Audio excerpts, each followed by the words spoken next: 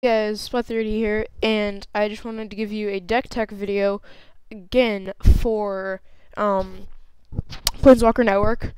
And oddly enough, this is not a deck that I've built. I built this in the Tapped Out Deck Builder, and which is a very useful website. This is a green-black Deathtouch deck. Although most of the stuff is green here, I'm going to try and amp up the amount of black I have. As you can see, the curve there. So I'm just going to show you a deck tech for it, and if you guys want to give me any edits of anything that I should have, that would be cool. So I'm just going to get into the stuff that I have. So I have it ordered in terms of creatures, artifacts, lands, instants, planeswalkers, sorceries, and sideboard.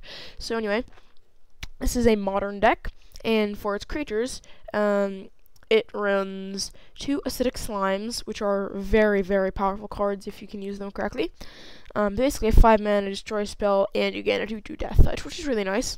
I mostly use it for destroying lands.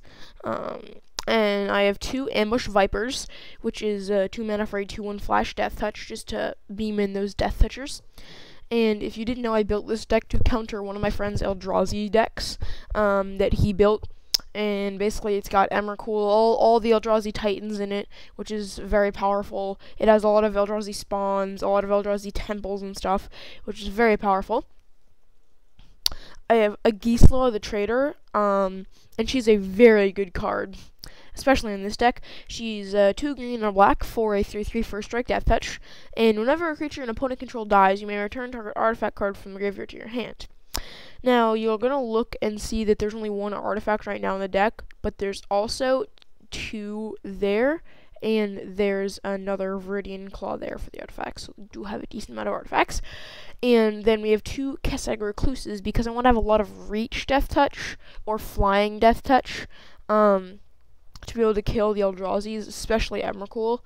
And then we have 4 Sledge Scorpions, which is just a 1 mana for a 1/1 Deathtouch, but they're very powerful once you get them out. 4 Thornveld Archers. Oddly enough, the only card from the set Future Sight that has Deathtouch. Not a single other card in the entire set has Deathtouch, and I really thought the design was cool, so that's nice. But it's just a 2/1 Reach Deathtouch, but I had 4 because they're very useful as a card. Then I have 4 Typhoid Rats, which is a card that just gets really powerful because it's just a 1 mana for a 1/1 Deathtouch. But once you buff 1 mana Deathtouches, this is possibly the most popular 1 mana Deathtouch. The version I have is the Fairy Forged version, which I am soon going to change to the Innistrad version. Because the Innistrad version, in my opinion, looks way cooler and is way more beast than the really, really not as cool art version for the Typhoid Rats. And now, like, that doesn't really matter that much, but it's just nice to have aesthetically. Then I have 2 Vampire Nighthawks, which is 3 mana for a 2/3 Flying Deathtouch, obviously, because it's a Flying Deathtouch, with Lifelink as well, which makes it an incredibly powerful card.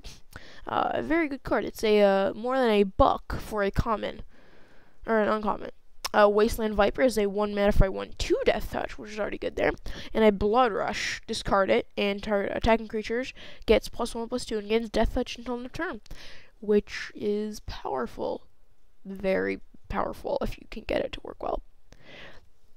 Viridian Claw is the only artifact in the main board, and it is a 2 mana for a equipped creature, has +1/+0 and first strike, which doesn't look that great in any other deck, but this is a Deathtouch deck, and if you don't know Deathtouch, it's any amount of damage that a card deals to a creature is enough to destroy that creature. Meaning if you give that creature first strike, it deals the damage before it gets dealt damage to. So it kills. It's just an automatic kill. Nothing happens to it. And it has an equip cost of 1. Then for my lands, I have 10 forests, 10 swamps. Origins, obviously, I'm going to change that, though, because the Origins art is pretty cool. I'm going to see if I can find any cooler art lands, though.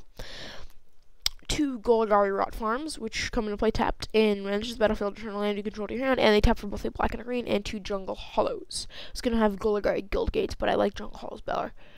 So, For my instance, I have 2 Beast Withins, which is Destroy Target Permanent. It's controlled with the 3/3 green Beast token onto the battlefield, which is very nice to have. And then obviously 2 Doomblades, because Doomblade is a very good destroy spell, just because of how cheap it is, playing against a non-black deck. Very nice. So my Planeswalkers, I have 2.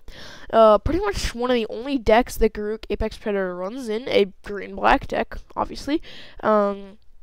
Like, I wouldn't even play him in, say, you're playing Sultai, I wouldn't play him. But Garruk Apex Predator, he's 7 mana, the only 7 mana card in the entire deck, for a 5 loyalty Planeswalker, with a +1 ability to destroy another target Planeswalker. He's also one of the only 2 Planeswalkers with 4 abilities, by the way, him and Jace Mind Sculptor.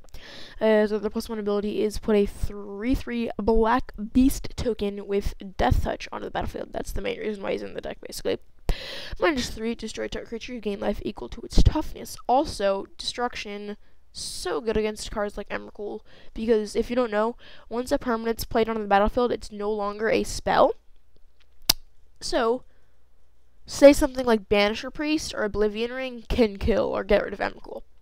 Then his ultimate is target player gets an emblem with whenever a creature attacks you, it gets +5/+5 and gets triple ton of turn.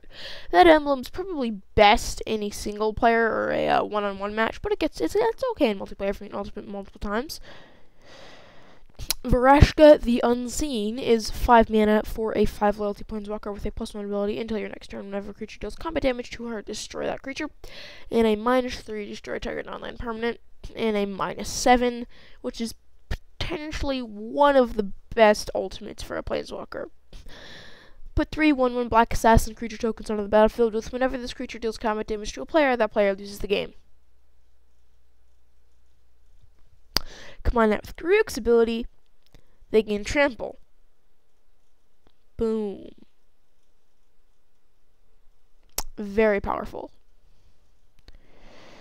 And its sorcery, I only have 4. But it is 4 of 1, and it's Prey Upon. 1 mana for target creature you control fights target creature you don't control, meaning each creature deals damage equal to its power to the other. Also very good in a Deathtouch deck. So that is the main board, and here is the sideboard. It has 2 Bad Moons, just buffing my black creatures because the more powerful Deathtouch cards get, that the nicer it is. 2 Bladed Pylons, which is very, very powerful card in a Deathtouch deck. 2 mana, target creature gets flying in for strike, and its equip cost of 2, very good card. Then 2 Deadly Allures, target creature gets Deathtouch until end of turn, and must be blocked this turn if able, and has a flashback of 1 green. Gisela the Traitor, again, I have another, I already talked about her. Grave Titan, a very powerful Deathtouch card, 6 mana for a 6/6 Deathtouch whenever it enters the battlefield or attacks. Put 2 2/2 black zombie creature tokens onto the battlefield. A Kaseg Recluse, already talked about that. Lure, enchanted creature. All creatures able to block enchanted creature do so. It's just so good. It's just that good. It's such a nice card to have. Vampire Nighthawk, again. Vengeful Pharaoh, which is 5 mana for a 5/4 Deathtouch. Whenever combat damage is dealt to you or a planeswalker you control, if it's in your graveyard, destroy attacking creature, then put Vengeful Pharaoh on the top of your library. So that is a cool card to have. And again, another Viridian Claw. So you can see the mana curve here. I've got a lot of 1-drops, a total of 16 1-drops. A lot of 2-drops, not a ton, 9. 5 3-drops. 2 4-drops, again 3 5-drops, and a single 7-drop, which is Garruk Apex Predator. And no 6-drops, although that's not counting our sideboard. Our sideboard is has Grave Titan as a 6-drop. So anyway, guys, thank you so much for watching this video, and I just wanted to give you a Deathtouch deck tech, and I wanted to know if you guys had any suggestions for the deck, and please +1 upvote this deck, which you can do just by hitting the button there, going to search Modern Deathtouch deck, or you can just find it. I will leave a link in the description. So thank you guys so much for watching, and I will see you all later. Bye!